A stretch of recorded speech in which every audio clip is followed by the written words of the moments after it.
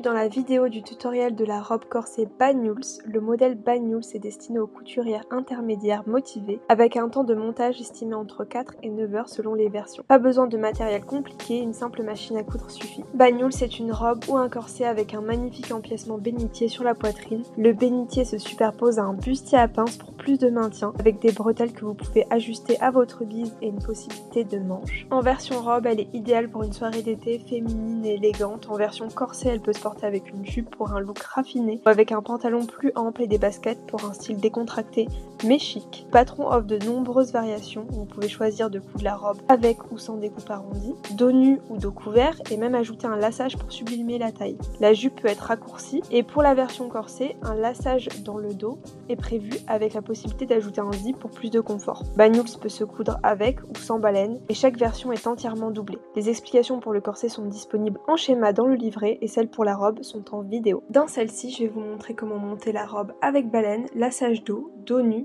et bretelles non réglables. Pour les fournitures, vous aurez besoin d'une machine à coudre, d'un biais et d'une fermeture à glissière invisible de 20 cm pour toutes les versions. Si vous choisissez la version avec des manches, il vous faudra également plus de pieds et l'élastique d'environ 5 à 6 mm. Ensuite, pour la version avec laçage dans le dos, prévoyez du ruban et des œillets. Et enfin, des baleines si vous souhaitez en mettre. Veuillez retrouver tous les détails dans le livret. Pour le tissu, choisissez un tissu fluide et souple. Personnellement, j'ai utilisé ce jacquard de viscose non transparent. Commencez par surjeter toutes les extrémités des pièces de la jupe. On va commencer par préparer le dos. Pour ça, endroit contre endroit, épinglez votre pièce côté dos contre votre pièce milieu dos. Poussez à 1 cm, repassez en ouvrant les coutures, faites de même de l'autre côté et faites la même opération pour la doublure. On va maintenant préparer le devant. Pour cela, épinglez votre milieu devant, cousez à 1 cm. Puis vous allez faire la même chose avec votre milieu devant et votre petit côté devant. Vous allez épingler, puis ensuite vous allez épingler votre grand côté contre votre petit côté. Et vous allez faire ça aussi de l'autre côté et surtout ouvrir toutes les marges de couture au fer passé. Puis vous allez faire de même pour la doublure. Assurez-vous d'avoir bien cousu endroit contre endroit toutes vos pièces. Je vous propose maintenant de préparer les bretelles. Pour cela, pliez chaque bretelle endroit contre endroit, surjetez, laissez dépasser le surjet de 5 à 6 cm ou bien faites un point droit à 0,5 cm. Utilisez une épingle à nourrice ou un retourne-pied, attachez l'épingle à nourrice à vos fils de surjeteuse ou à votre marge de couture, rentrez-la à l'intérieur du tube, puis tirez lentement pour retourner. Allez-y vraiment progressivement. Si vous avez opté pour des bretelles à nouer, faites un nœud au bout de chaque bretelle ou vous pouvez même passer des embouts décoratifs pour que ça soit plus propre. Vous pouvez aussi ne pas faire de nœud, essayez de rentrer la marge de couture ou faire un point à la main. Enfin, si jamais votre tissu est trop épais, n'hésitez pas à faire un pliage plutôt que de coudre endroit contre endroit et de faire ainsi une bretelle surpiquée. On va maintenant s'occuper des pinces du bustier. Donc retracez les pinces à la craie sur votre pièce bustier à pince. Pliez le tissu endroit contre endroit en superposant les deux repères de chaque pince l'un sur l'autre et épinglez la pince le long de la ligne de couture. Posez de la base de la pince vers la pointe. N'arrêtez pas la couture à la pointe, continuez sur quelques centimètres et réalisez un nœud à la main. Repassez en plaquant les pinces vers les côtés et faites de même pour la deuxième pince. Toujours sur notre bustier, on va faire l'ourlet de l'encolure et de l'emmanchure. On va faire la finition d'encolure de notre bustier à pince. Donc pour cela, on va faire un premier repli à 0,5 cm, puis un deuxième de 0,5 cm. On va surpiquer sur l'endroit à 0,3 cm ou bien faire un point à la main. On va faire de même pour l'arrondi de l'emmanchure de chaque côté de l'empiècement. Pour la version avec manche, réalisez la même étape sans coudre l'ourlet des emmanchures. Si vous vous sentez à l'aise, n'hésitez pas à faire tout cela en une seule étape comme sur la vidéo. Voici le résultat une fois cousu. On va préparer nos bénitiers. On va prendre les pièces bénitiers, épingler chaque bretelle bien droite de part et d'autre du décolleté en laissant 1 cm entre la bretelle et l'emmanchure de libre pour coudre la doublure tissu. Puis par-dessus, épingler le bénitier doublure endroit contre endroit du bénitier tissu. Cousez à 1 cm en prenant les bretelles en sandwich, en cousant toute l'encolure ainsi que les emmanchures. Rentez les arrondis, ouvrez les coutures autant que possible, puis retournez, repassez sur l'endroit en faisant pivoter la doublure à l'intérieur de manière à ce qu'elle ne soit pas visible sur l'endroit. Pour la version avec manche, réalisez la même étape sans bretelles et surtout sans coudre les emmanchures. Non, on va coudre les empiècements au devant. Pour cela, épinglez le bas de votre empiècement bénitier, votre devant principal tissu endroit contre endroit. Par-dessus, vous allez ajouter votre empiècement bustier. Le bénitier est entre le devant tissu et l'empiècement bustier. Ensuite, encore par-dessus, ajoutez le devant principal en doublure, endroit contre endroit. Le bénitier et le bustier sont à présent entre le devant tissu et le devant doublure. Vous avez bien 4 épaisseurs. Cousez à 1 cm, dégarnissez et ouvrez les marges de couture offertes. J'ai fait une petite pause et on se retrouve quelques heures plus tard pour coudre les côtés. Déjà au niveau des côtés dos, vous allez marquer toutes vos marges de couture avec un feutre ou bien à la craie. Puis endroit contre endroit au niveau du côté, épinglez votre dos tissu contre votre devant tissu et doublure, piècement inclus, en laissant 1 cm de libre en haut du dos pour pouvoir faire la finition d'encolure dos. Ensuite, endroit de la doublure contre envers du devant, toujours au niveau du côté, placez votre doublure dos contre le devant, épinglez. Vous avez donc votre devant entier, doublure incluse, prise en sandwich entre votre dos tissu et le dos doublure. Cousez à 1 cm en laissant 1 cm de libre en bas du côté pour pouvoir faire la finition au niveau du bas du dos. Repassez en ouvrant les marges de couture et faites de même de l'autre côté. Maintenant, on va faire la finition d'encolure et milieu dos. Pour cela, commencez par placer l'extrémité de la bretelle en l'épinglant au coin du dos, entre l'encolure dos et l'emmanchure, en laissant 1 cm libre à l'emmanchure pour faire sa finition. Par-dessus, endroit contre endroit, placez la doublure contre votre dos tissu, épinglez le milieu dos, l'encolure dos et l'emmanchure, sauf pour la version avec manche. Cousez à 1 cm, crantez les arrondis, ouvrez les coutures autant que possible, retournez et repassez en faisant pivoter la doublure à l'intérieur de manière à ce qu'elle ne soit pas visible sur l'endroit. Vous l'aurez compris, ici les bretelles vont être prises entre la doublure et le tissu. Si ce n'est pas déjà fait, vérifiez bien que vous n'avez pas tordu la bretelle en l'épinglant entre le devant et le dos. Maintenant je vais poser les baleines, alors cette étape elle est facultative si jamais vous n'en avez pas.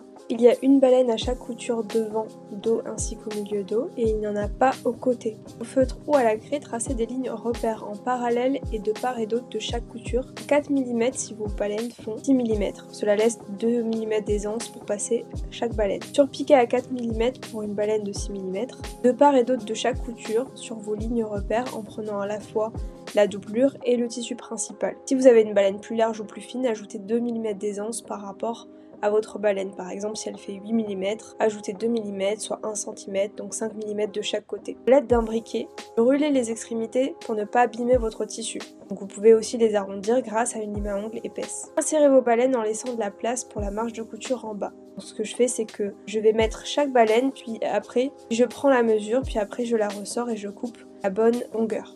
Quelque chose que j'ai oublié de préciser et qui est très important, c'est qu'avant de faire vos surpiqûres, c'est-à-dire après d'avoir tracé vos lignes repères, vous allez vraiment bien épingler votre couture tissu contre votre couture doublure pour vraiment bien qu'elle soit en face et que vous fassiez vos surpiqûres vraiment avec vos coutures doublure et vos coutures tissu vraiment bien en vis-à-vis. C'est super important que ce soit joli après à l'intérieur de votre corset. On va s'attaquer à la finition du bas du dos. Donc pour cela, vous allez prendre du biais ou alors vous allez en fabriquer avec votre tissu principal. Vous allez poser un biais à cheval que vous allez ouvrir et placer vraiment de manière à prendre votre dos entier au niveau du bas. Vous allez surpiquer à 1 mm de manière à vraiment prendre tissu comme la doublure et puis vous allez ensuite rentrer le biais à l'intérieur vers votre doublure de manière à ce que le biais ne soit plus visible depuis l'endroit. Vous allez maintenant surpiquer à 1 mm du biais côté doublure ou bien vous pouvez aussi coudre à 0,9 cm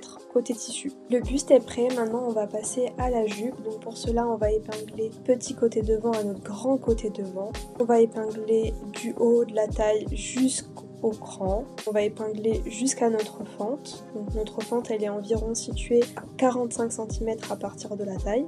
Cousez à 1 cm tout le long, puis ouvrez les marges de couture au fer à repasser. C'est de côté pour l'instant, puis nous allons passer au dos où nous allons coudre nos côtés au milieu dos. Cousez les côtés dos au milieu dos, endroit contre endroit.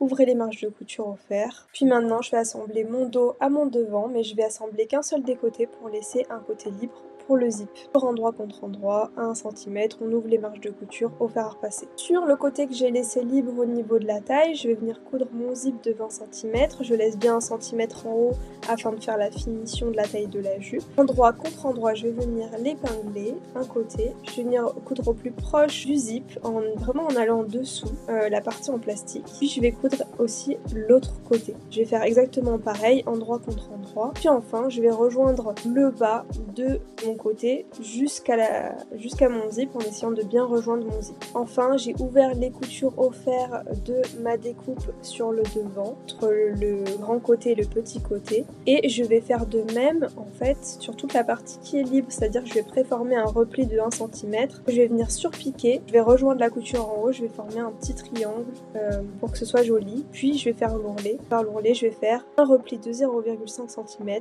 et un autre de 0,5 cm que je vais surpiquer ou coudre à la main. On approche de la fin puisqu'il est maintenant temps d'assembler le buste à notre jupe. Pour cela, placez endroit contre endroit votre buste à votre jupe sur toute la partie arrondie, droite selon la version que vous avez choisie. Et en fait, la finition du dos est déjà faite. Donc vous aurez juste à assembler que la partie au niveau du devant. À part si vous avez choisi la partie qui n'est pas dos nu. Dans ce cas-là, vous devez en effet assembler votre dos à votre dos de jupe.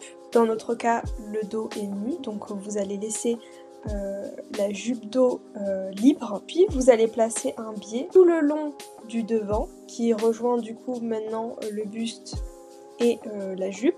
Puis vous allez placer aussi un biais tout le long du dos qui par contre est libre. Posez ce biais à cheval, puis vous allez rentrer le biais à l'intérieur vers le bas de la jupe. Vous allez surpiquer sur l'endroit à 0,9 cm, vous allez surpiquer le pied. Le pied n'est plus visible une fois qu'il est retourné vers l'intérieur du vêtement. Enfin, vous l'aurez peut-être remarqué, mais votre bustier au niveau des pinces ne tient pas. Il va falloir que vous l'épingliez à votre bénitier sans faire concorder exactement les emmanchures. C'est normal que votre bustier à pince arrive un peu plus bas. Et là, vous faites un point à la main. En suivant le livret, vous allez maintenant faire vos œillets. Je ne donne pas plus d'explications sur le sujet. Vous trouverez tout dans le livret. Et si jamais vous ne savez pas comment faire des œillets, il y a plein de tutoriels sur internet. Vous pouvez aussi remplacer par des boutonnières si vous êtes plus à l'aise avec des boutonnières. Et voilà, notre robe est finie. N'hésitez pas à aller sur mon site si jamais vous voulez retrouver ce patron qui s'appelle le patron Banyuls. Sinon, n'hésitez pas à vous abonner pour avoir d'autres tutoriels.